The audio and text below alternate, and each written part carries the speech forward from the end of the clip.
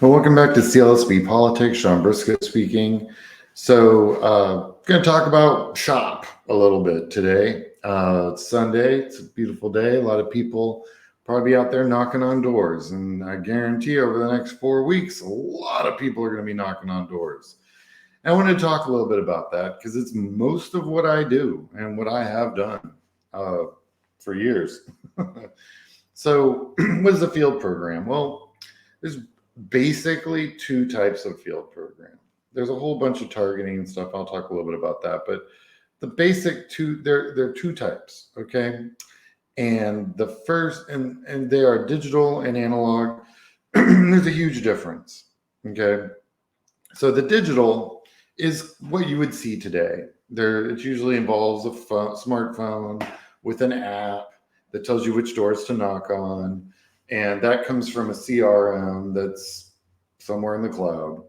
And someone like me helped figure out what the best doors were to knock on, and or cleaned up the data so that the doors are easier, just better targeting. And honestly, a field program is only as good as its targeting, because you can waste a lot of time just wandering around looking for a street, knocking on the wrong door. It is absolutely a thing. I've seen it happen, and it's expensive. So basically, the digital field program has a map on it, and it lets you, it kind of gives you a little bit of information as to which door you're knocking on. What voter are you trying to talk to? Is it a voter?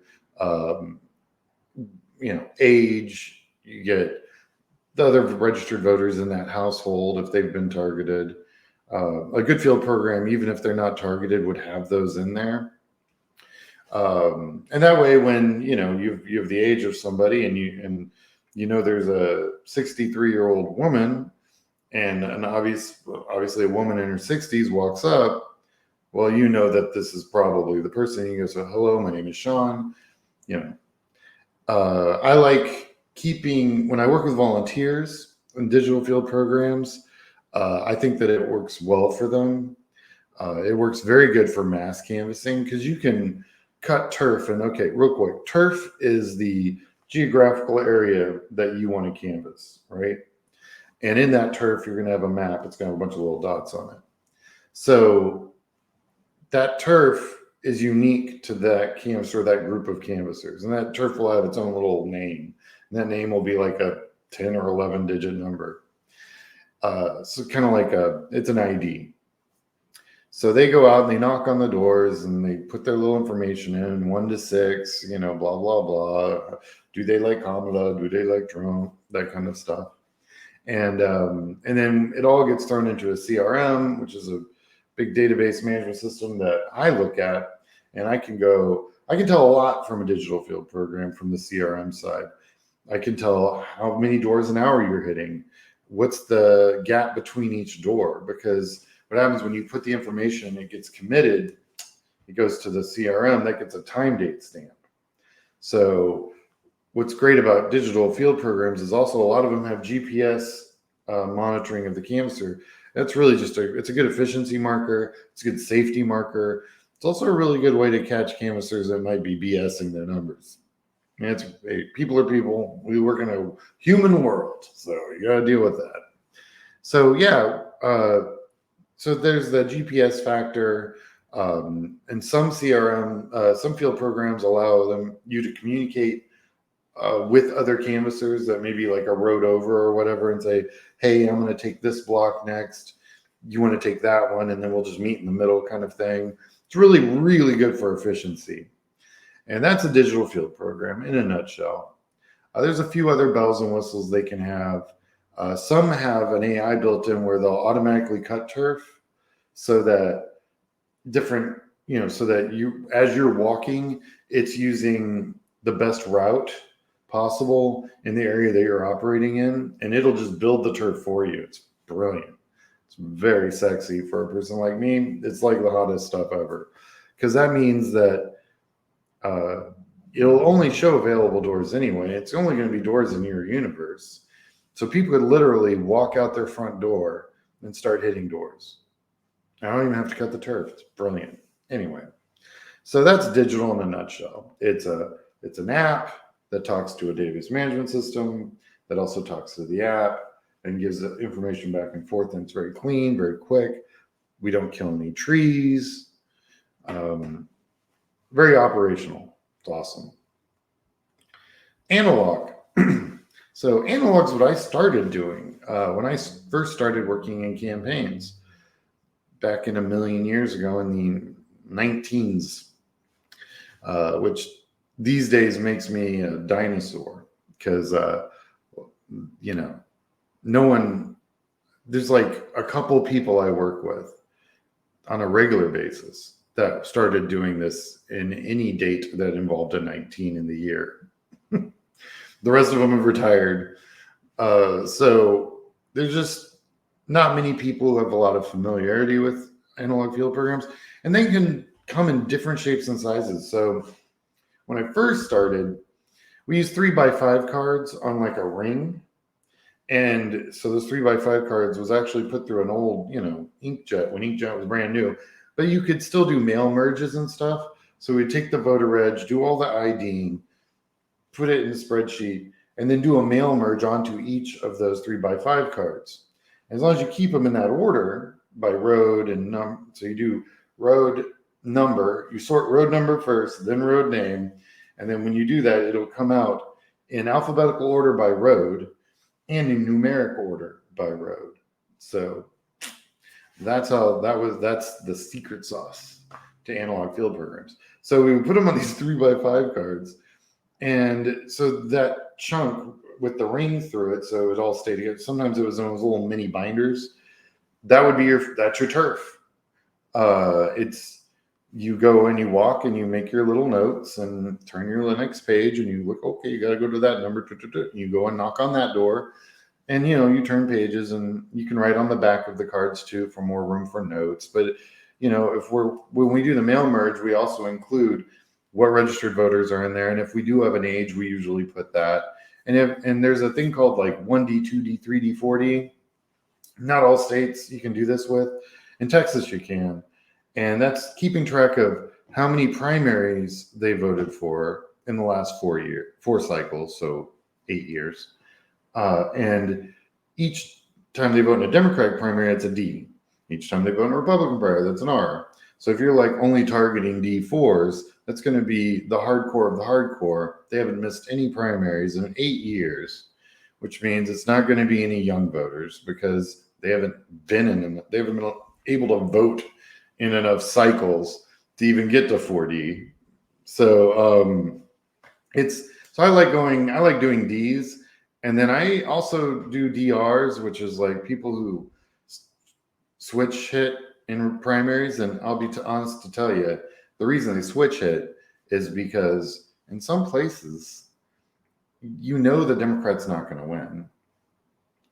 And so you end up with crazy and less crazy to vote for in a Republican primary. So you go do that. I mean, you'll vote Democrat in the general all day, but that like with the gerrymandering, usually the primary is the general election. And your only hope is that crazy don't get in. And less crazy is less crazy enough not to blow up your district. So, so DRs are a thing. And I actually think there's some more educated voters because they're looking at the math. The way I look at it. So that's kind of analog. So it's on paper. So another form of analog field programming is the one I actually prefer. And it's kind of an aggregate from the 3x5 card version. It's where you make each page a house in a binder, right? Like 3-ring view binder. Usually I use the 1-inch because that holds about 75 doors. And that's how many doors you would normally knock on in a 4-hour to 5-hour shift. Depending on topography and size of yards, length of yards. I mean, there's a ton of math that goes into it, but 75 is a good chunk. You do 75, you come back, you get 30 more, you're probably done for the day. So you have a folder with 75 doors and you go in, and on that folder is on that sheet for each house, it's one sheet. And it's a worksheet, but it's lots of room for data from the voter side, so you know who they are. It's a lot of space to write. You get check boxes. I do a lot of check boxes. I find that those work better. Handwriting can be hard to interpret sometimes. So yeah, so we do that. I actually built thousands of doors for Obama with that format. The format so Van is the company that the Democrats use for their door knocking digital field program. But back in the day, it was more just a CRM. There wasn't any kind of real field programming. You could print field sheets, and that would be, I believe it's about 8 to a page. And now the difference between that and the one that's 1 page per house is that you only get about, on a good day, you'll get 1 in 4 doors will open. You'll catch data on 1 in 4 of those pages. So you can remove the pages that you've got data on, and they go in what's called the Bible. That's the big book of people you've talked to. And then, but it keeps all the other pages in the order they're supposed to be in, so that you can go back and hit those doors again without doubling your work knocking on doors a second time if you've already spoken to them. So I like that about my system. The system that we used in the aughts with Obama was different because you had 8 to a page. And like I said, maybe 1 in 4. So you'd have to reprint the whole page, and it's just, it is what it is. So that's digital and analog in a nutshell. No one does analog much anymore unless there's a reason to do a hybrid program. So one of the reasons you would want to do that is, for example, like in Wisconsin, if you have same day voter registration. So technically there's, a potential of 4 million and change voters in Wisconsin, whereas maybe only 2/3 of them might be registered to vote. There's a whole nother third floating around out there that could absolutely vote. So problem is you don't know who they are because they're not registered to vote, and that's the rub. A couple ways you can get around that. You can purchase metadata, U.S. postal data, things of that nature, so that you can then compare it to the registered voters, and then you'll know who's not registered and who is registered, and you can build out a field program that way. Most CRMs don't do that. You'd have to do that yourself and build out your own CRM and then merge the two. But a lot of times what it'll be, that other half is analog, which means there's a delay in data input because it's not automatic. Handwriting becomes an issue. There's a lot of interesting parts to that whole game. And so it's complicated. It also messes with your contact rate because you've got to include both those pieces to make sure your contact rate's accurate. So that is another hurdle for assessing the progress of a field program. So anyway, that was the 13-minute version of Field Program 101. So remember, I posted this on the community page. Make sure you go register to vote. You can still do that well into October for a lot of states. But what's crazy is right now people are already voting. It's nuts. Pennsylvania started, I think, on the 16th of September. So I have a quote. You put crap in a field program, you're guaranteed to get crap out. That's me. That's my quote because it's a fact. And I've told that to I don't even know how many people, but that is the way it is.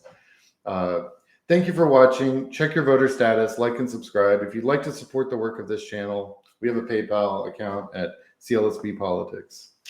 All right, everybody, have a great Sunday. I will talk to you later. Bye-bye.